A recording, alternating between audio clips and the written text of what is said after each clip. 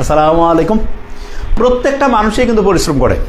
সবচেয়ে সফল যে লোকটা সেও যেমন পরিশ্রম করে, হয়তোবা দেখা যাচ্ছে মোটামুটি সফল কিংবা ওইরকম সফল হয়নি ওই লোকটা কিন্তু পরিশ্রম করে। কিছু কিছু লোক আছে একদমই হচ্ছে যে পরিশ্রম করেই না, এবং টাইম যেটা আছে সেটা কিন্তু লিমিটেড, সবার জন্য সেম 24 আওয়ার্স। কিন্তু দেখা যায় কিছু কিছু লোক জীবনে এত অসম্ভব রকমের সাফল্য পায়, অন্যরা হতবাক হয়ে যায় যে এটা কেমনে হয়। তাই সারা পৃথিবীতে সবচেয়ে সেরা মানুষগুলো কি করে এইটার উপর ভিত্তি করে স্টিফেন কোভির একটা বই আছে, the 7 habits of highly effective people. তো ওই বইয়ের 151 নম্বর পৃষ্ঠে একটা ডায়াগ্রাম আছে, বলা যেতে পারে ডায়াগ্রামটা একটা ছক, 4টা বক্স আছে, এবং সেই 4টা বক্সে 4 রকমের কাজের কথা বলা আছে, এবং দেখানো হয়েছে সবচেয়ে সফল লোক যারা তারা কোন বক্সের কাজগুলো করে, আর নর্মাল যে পিপল তারা কোন কাজগুলো করে, আর যারা দেখা যাচ্ছে যে একেবারে জীবনে কিছুই করতে পারে নাই, সারা জীবন খালি দৌড়ের মধ্যে ছিল, তারা মূলত হচ্ছে কোন বক্সের কাজগুলো করছে।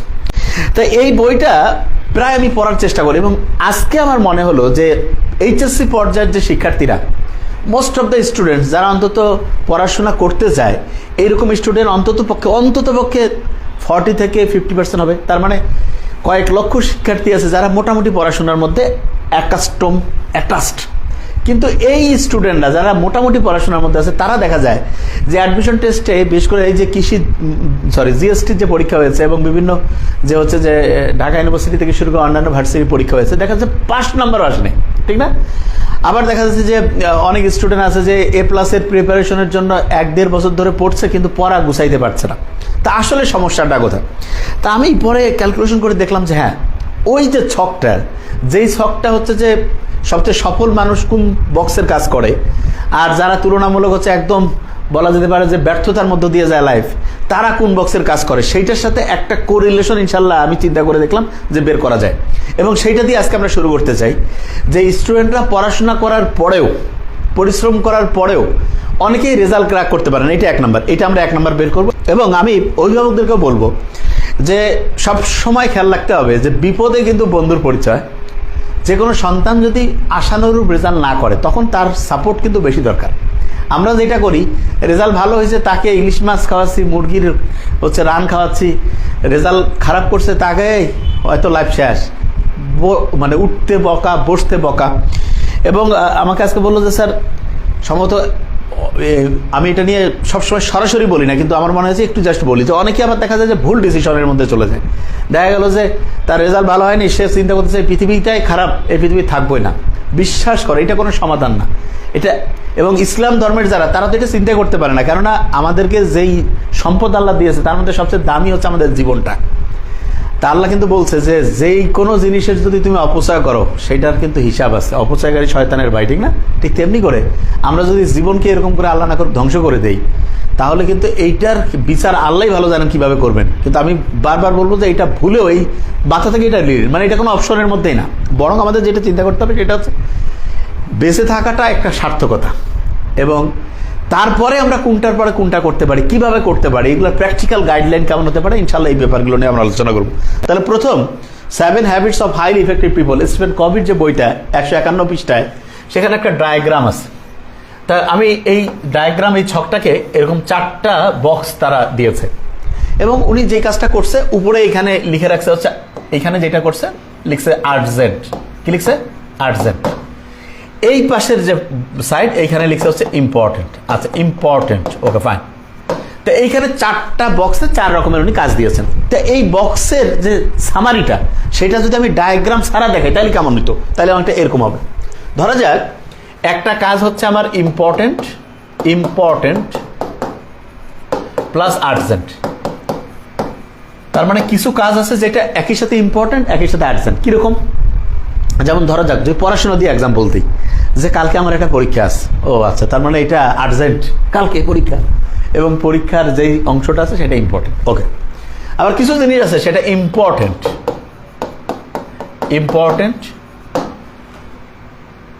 Plus not urgent. তার মানে হচ্ছে ইম্পর্টেন্ট পড়াটা কিন্তু আর্জেন্ট না। কিরকম? যেমন ধরা যাক যে আমার পরীক্ষা আছে A+-এর 30 জুন, কিংবা মেডিকেল অ্যাডমিশন টেস্ট ধরা যাক এই বছরের ডিসেম্বরের 6 তারিখ বা জানুয়ারির 3 তারিখ। তা ওই পরীক্ষার জন্য এখন থেকে আমাকে কিছু কিছু কিছু কিছু করে তৈরি করতে হবে, কারণ ওই পরীক্ষাটা কিন্তু মোস্ট ইম্পর্টেন্ট, ওই যে মেডিকেল অ্যাডমিশন টেস্ট। কিন্তু কালকের কিন্তু ওইটার উপরে কোনো স্পেশাল হচ্ছে পুরস্কারও নাই, কোনো তিরস্কারও নাই, তার মানে ওইটা ইম্পর্টেন্ট কিন্তু আর্জেন্ট না। ওকে, আচ্ছা, কিছু পড়া আছে নট ইম্পর্টেন্ট, আমি বের করছি ইনশাল্লাহ আমরা। নট ইম্পর্টেন্ট প্লাস আর্জেন্ট, মানেটা কি? তার মানে পড়াটা ইম্পর্টেন্ট না কিন্তু আর্জেন্ট। যে ভাই এটা আবার কেমন কথা, যে পড়া ইম্পর্টেন্ট না কিন্তু আর্জেন্ট? হ্যাঁ, যেমন ধরা যাক একটা অধ্যায় থেকে পরীক্ষার প্রশ্ন আমরা সেট করবো বলছি 100টা, তো ওই অধ্যায় থেকে হয়তো বা মেডিকেল অ্যাডমিশনের প্রশ্ন আসে মাত্র একটা কিংবা আসেও না, কিন্তু কালকে যেহেতু পরীক্ষা আছে, কালকের পরীক্ষার জন্য কালকের যে পরীক্ষাটা আছে সেইটার জন্য সেইটা কিন্তু আর্জেন্ট, সেটার জন্য সেটা কি আর্জেন্ট, কারণ কালকের পরীক্ষার জন্য আর্জেন্ট লাগবে, কিন্তু এটা আলটিমেটলি কিন্তু কোনো ইম্পর্টেন্ট পড়া না, কোনো ইম্পর্টেন্ট পড়া না।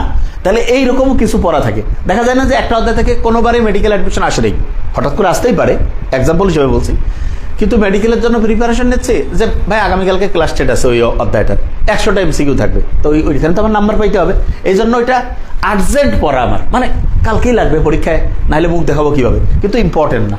আচ্ছা, আরেক রকমের পড়া আছে যেটা হচ্ছে not important not urgent. Not urgent মানেটা কি?